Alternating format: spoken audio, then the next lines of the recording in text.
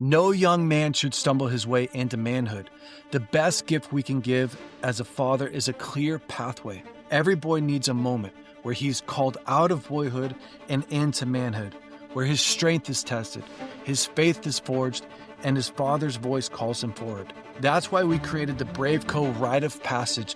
It's a 30-hour weekend where fathers and sons encounter God together. We're gonna break a wild horse. We're gonna push limits and leave forever changed. Guys, this isn't a retreat. It's not a conference. It's a rite of passage. Join us February 28th through March 1st, 2026 in Jacksonville, Florida. Visit braveco.org to learn more about this.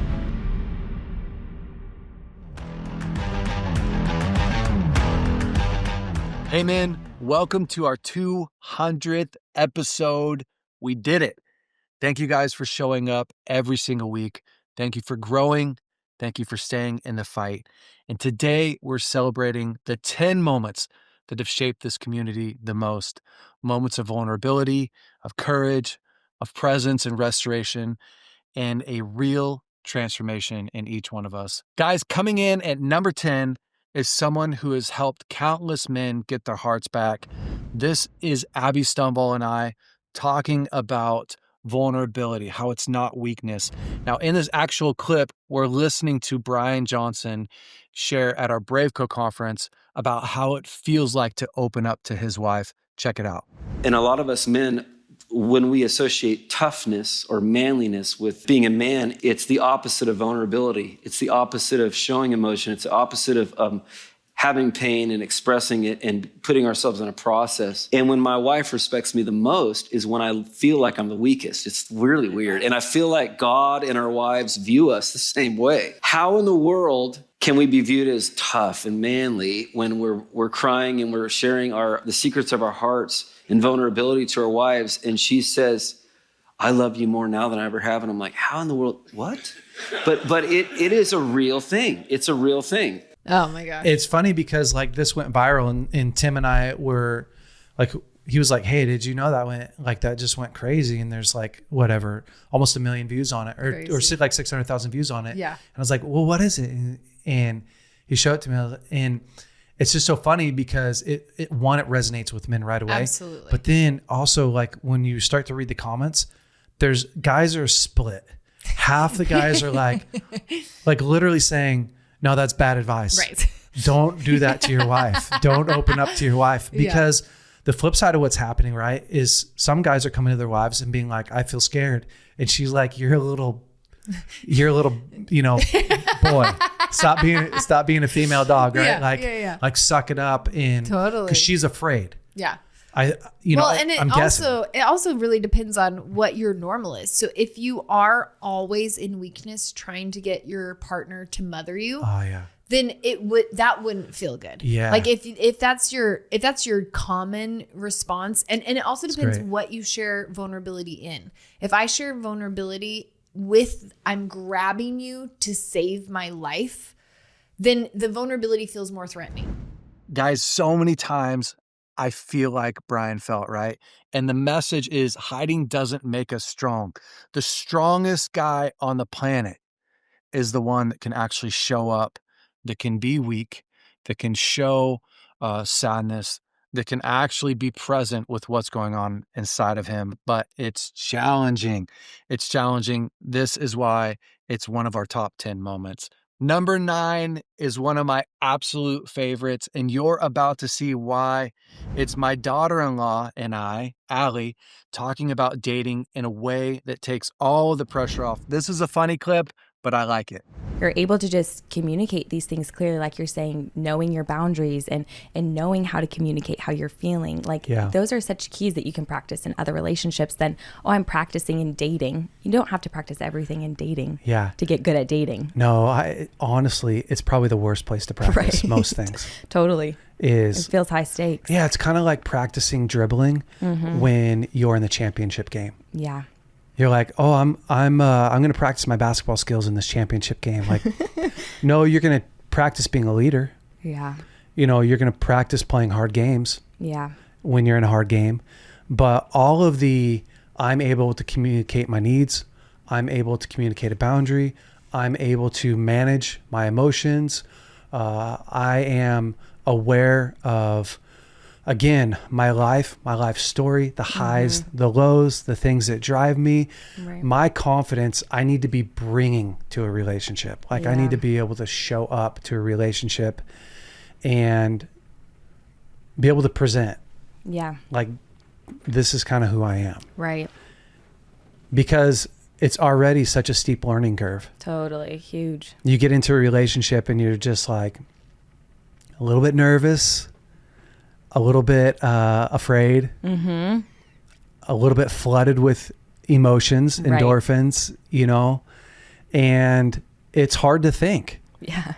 It's hard to do life. Right. You're like, oh my gosh, Just all you can never think met about. a human being in my whole entire life like you. It's amazing. Yeah. Yeah. And it's not just because we just started dating. No. Like you are and you God's, have no faults. Yeah, You're not a single one. God's gift to creation. I found it. Yeah, totally. Yeah. Yeah. If you don't have a really good grip on your life, man, it's only a short matter. Like you only get that short, like honeymoon dating period before it ends in disaster. Guys, dating is where courage becomes connection, isn't it? Guys, Danny Silk has absolutely shaped the way that I lead like a father and communicate. At number 8, here is a moment of him telling a story about him and his son in Alaska, but it's also a moment that calls men into powerful living. This was a really cool episode, and Danny's actually teaching at our BraveCo conference, so I hope you enjoy it. Second hunt was to Kodiak Island up in Alaska and take him deer hunting on Kodiak Island. Yes, Kodiak Island is where they make Kodiak bears. And so we get there a little bit early, and we have a half a day that we didn't expect to have. So we're staying on a 60-foot fishing boat so that we don't have to deal with what is natural on Kodiak Island in our tents. We jump in a Zodiac inflatable. We go onto the shore of Larson Bay. We get off. There's 6 of us there, 3 Alaskans, 3 lower 48 please help me's. We teamed them up so each one has an instant increased odds of survival. And I teamed up Ben with the best guy that we had, Craig Mosley. Craig Mosley is like the Bear Grylls of Alaska. He was raised there. He's been outside. His parents just threw him outside. They didn't let him in the house. He's just an amazing man. Such a manly man. And he's such a brilliant animal with a godly heart. And I said to Craig, I said, dude, hey, I got one goal at the end of this week. I need to bring Ben home alive, okay? Ben has got to come home alive, or I'm going to have a lifetime of trouble with my daughter. Got it. So off we go. Off we go. That pair goes that way. Me and my guy go this way, and Ben and Craig go that way. And the 4 of us basically just went on a strenuous hike for hours. We came back. We get to the shore where the inflatable is going to come pick us up, and here comes Craig and Ben has his first buck on his back. Like, no way! You got a buck the first afternoon. That's awesome. Way to go. Wow. So we're back in the boat, and we're docking up, and we're eating backstrap, and that's just so good. No, fresh. And they start telling stories. I said, tell them about that bear that chased you. So Craig tells this story, and basically he thought he was coming up on a moose with a black powder muzzle loader, comes up over, it's a big bear. Click. It misfires. He had one shot anyway, right? Now he's got a stick. He's got a stick, and he is running, and he is screaming, bear! as he is taking up off this hill, and he's got 3 other hunters with him, and they come running. 2 of them are his boys. One of them was with us on this hunt, and they start shooting this bear, and 11 shots later, this bear piles up at their feet. I absolutely love this story. Danny's stories about him being in Alaska, him bringing his sons into manhood, him experiencing God are the best. Guys, number 7 is from a man who lives in the presence of God like few people I know. He's one of my best friends. I'm not surprised that this was in our top 10. Let's roll Michael Koulianos. When we're broken and wounded like that, though we don't want to stay in a place that leads to sorrow, we need to give ourselves permission to feel that pain. And I think that's where you hide in the love of God and trust in his nearness, not our ability and our weakness to come close. Because sometimes when you're torn up, I've had moments, you know this, I've had moments where I've been in such pain, where it felt like my heart got ripped open. Yeah. The only thing I could do, and this is the truth, is I've laid on the carpet before the Lord, and I've actually told him, I don't think I have much to give you right now, but I know you well enough to know that me laying here is enough. So do your work in me. Now, there are times where I'm strong, where I know the Lord is expecting me to be a mature son and draw near with discipline, draw near with sacrifice, that actually is so costly. But I know when that's not what he's asking for. I know sometimes he's asking me just to be with him and my weakness and in my imperfection. And it's just not a time to make key life decisions. Awareness of the presence of God changes everything in our lives.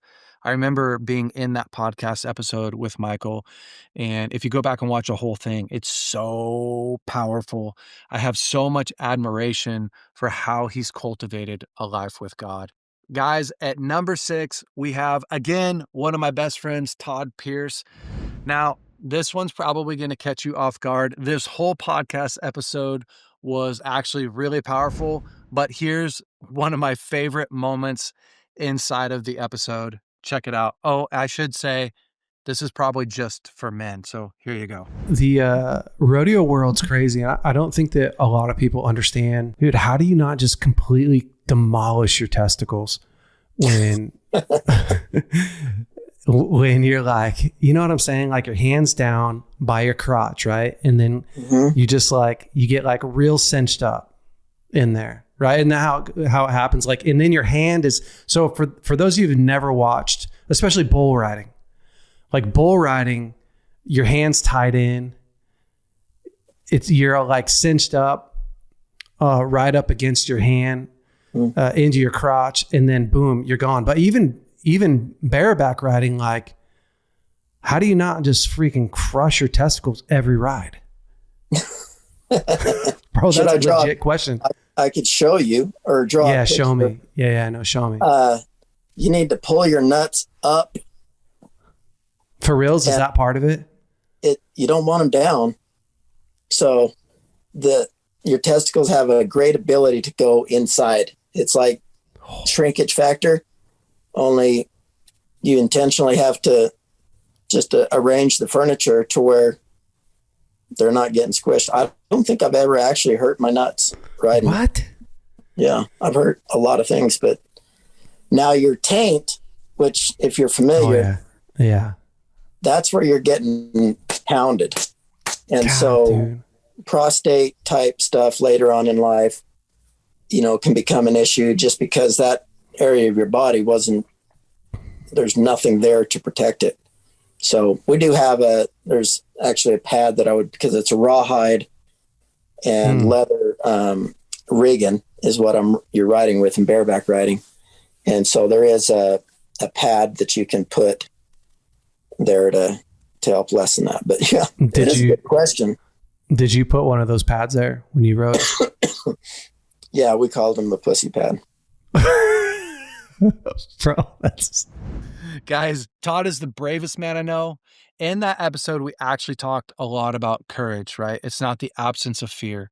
It's partnering with God and moving forward into what he's called us to, and how every man faces a battle. We need courage, man.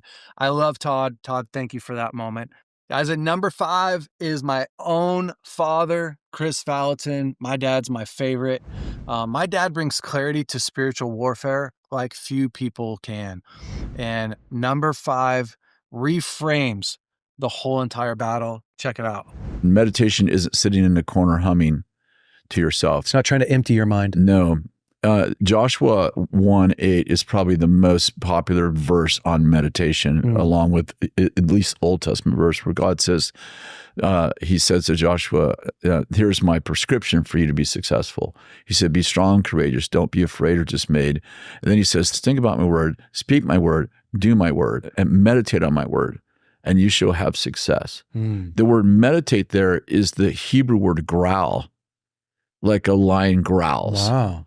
So that word meditate is not passive. It's like a lion growls. As a matter of fact, it's actually used in the scripture for a lion growling. Wow. So I think I'm going to die. That's my thought. That's the demonic thought. Yeah. And now I think, okay, what does God say about that? And I do the Philippians 4 thing where I think about it, but this think is actually like I weaponize it and I begin to say out loud, you shall not die, but you shall live. And the Lord says, no weapon formed against me will prosper. Wow. Every tongue that accuses me shall be put down in judgment. Psalms 91, I am under the wings of the Lord, the shadow of the Almighty. And I began to not just think it and not just speak it, but I began to prophesy it over my life. Guys, most battles end when a man remembers who he is. And I just remember so many times my dad coming to me and going, hey, dude, you believe that you're fragile, but you're actually strong. That's the enemy talking to you. I remember him helping me see the war and overcome it. So, Dad, thank you for that. Here we go to number 4. In this episode, John Delony gives men the power to live a non-anxious life. This truly was one of my favorite podcasts that I've done. When people ask me, what's your favorite? I go back to this a lot of the time. So thank you, John. Check out this clip. The first step is actually coming to the point where you realize, oh my gosh, I've got this message going on in my head all day long that is basically tearing me down. Right? Like, well, yeah, it's that ticker tape. It's that ticker tape that runs under, the news stations, that runs underneath the story of our life, which is, you suck, you're too fat, you're too dumb, you don't make enough money, you're too slow in elementary school, you're too slow now. You weren't good enough for Susan in 9th grade, you're not going to be good enough for your wife now. And who wants to be married to a you suck, I suck, and then she goes and texts some other guy and it just confirms everything. You create this world that there's only going to be a couple of outcomes. And so, it's about pulling the lever. Where did that message come from? Who said if you hang out with professional MMA fighters, only a couple of them have abs outside of fight week when they're cutting weight. They just don't. They are just big dudes, or they're strong dudes and small dudes. I remember seeing BJ Penn once in Las Vegas, and I thought, we were hanging out in the thing. And I was like, I would fight that guy. If he was like out in the neighborhood and like called my wife, I would fight that guy, and I'd wake up 9 days later with both of my arms shoved up my behind, right? So it's like this picture we have. Who told us that? John is such a beast. When a man becomes calm and grounded, he becomes a safe place for others. And that's a challenging thing to do. But for all of us men, what we're looking for is, can I bring strength to chaos? It's such a good reminder. At number 3 is my friend Sathiya. He's an actual beast. He helps so many men get out of pornography to overcome that. This conversation hit home for so many guys because he spoke to the pain that's going on beneath the surface. Guys, check it out. We've either reduced forgiveness down to obligation, which I'm guessing would be kind of the level below the choice, right? Yeah. Or it's like you do it because it's the only way you can move on. it's not about them, it's about you and all that kind of stuff, which of course is all true. But you're right, like the way you elevate that experience and really can say like, I have forgiven them, like my hands are clean, the same way that Jesus has forgiven us, really, it has to be from that place of compassion. I love that, man. That was really cool. It does. And the problem is if you start from compassion and you don't give that guy, that little boy who really got thrashed a voice, because here's the other thing, right? If the 41-year-old Jason says, I forgive, but let's say I got molested at 12 multiple times and I don't give the 12-year-old a chance to talk, he'll keep bringing it up. The 12-year-old will keep bringing it up and keep bringing it up and keep bringing it up because it's not really processed. Because so many guys who are struggling with addiction, they're not struggling with the substance, or they're not struggling with the feeling. They're struggling with what's driving, right? The addiction. Yeah. And if you don't ever meet the needs that were really in there to be met, the boy that was taken advantage of, that never got a, hey, I love you, that boy is going to go, but what about me? So it's like your 12-year-old son running up to you and saying, hey, my Uncle Joey just molested me. And you go, shh, just be quiet. It's okay. It's all under the blood. It's all forgiven. He's like, wait, that wasn't supposed to happen to me. And you're like, you're going to outgrow this stuff. Like, you should be fine. He didn't really mean to do that. Like, God loves him. God, that's also God's son. That's what we're doing to the little us. Man, when you're stuck inside of a life of pain, it feels like there's no way out, right? You're grappling, you're looking, you're trying everything you know, but being stuck in addiction is such a hellhole. This podcast episode, if you go back and watch the whole thing, is so good. I love Sathiya's insights, and so many men at BraveCo has gotten free from pornography. So we know that freedom's possible. It's my story, coming out of pornography, working through addiction, and coming out the other side. So at number 2, I would have said, these are what you guys said. I would have said this was my number 1 podcast episode. A guy that I look up to because of what he's gone through and how he worked through it. Carl Lentz. He's one of the most honest conversations we've ever had on this podcast. This is a moment. It really marked a lot of people. Check it out. You know, I told her initially, I was like, you should divorce me. Just know I'm going to move wherever you move. I'm going to live at whatever street you live at for the rest of your life. I would divorce you too, but I want you to know that I'll see you every day. I'm going to get a tent and I'm going to put it out. You and your new husband, whoever he is, you just tell him I'm going to be around. This is on me, and I don't want anybody else. I don't. It's amazing. Yeah. I feel like you just described that deep reality that it is the truth sets us free. And for her, even though the truth was really bad news, there is freedom in the truth. Freedom in the truth. And I think you're right. When you're dealing with a liar, whether it's a spouse or a family member or a child, whatever it is, you can get into those spots where you yourself feel crazy. You feel crazy because what do I have left to do but to trust? And then you wind up in this crazy making place where you're not sure what's up or down. Yeah. And that truth moment, there's so much freedom in that truth. And Laura, what you were able, the strength of your inner person to be able to, in that moment of truth. Now, I don't pretend to know what those initial hours, days, weeks, and months were like, but obviously you did not leave him. And you decided, really, you're the one that opened up the opportunity to go on a trust rebuilding journey, which in any married couple that's walked through infidelity or, even porn addiction, anything that's been hidden, there's so much breakdown of trust. That's where a lot of couples get stuck. They actually do not know how to trust again. For a lot of us, this episode was uncomfortable, right? Because you're watching a guy who had so much, who hid so much, who fell so far, come back and restore what was lost and what was broken. And honestly, I'm so proud of Carl.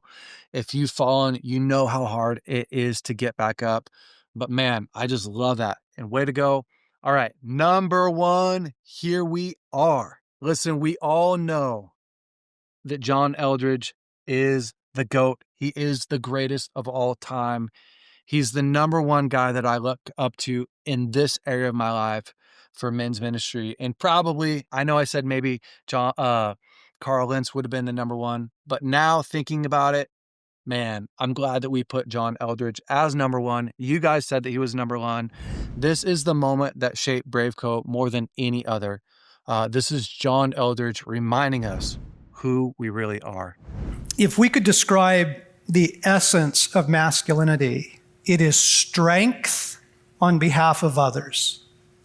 That's what masculinity is. So in 9/11, when everybody was running down the stairs, in the Trade Center, there were a group of men who were running up, right? The pararescue guy, firefighter guys, right? That's masculinity.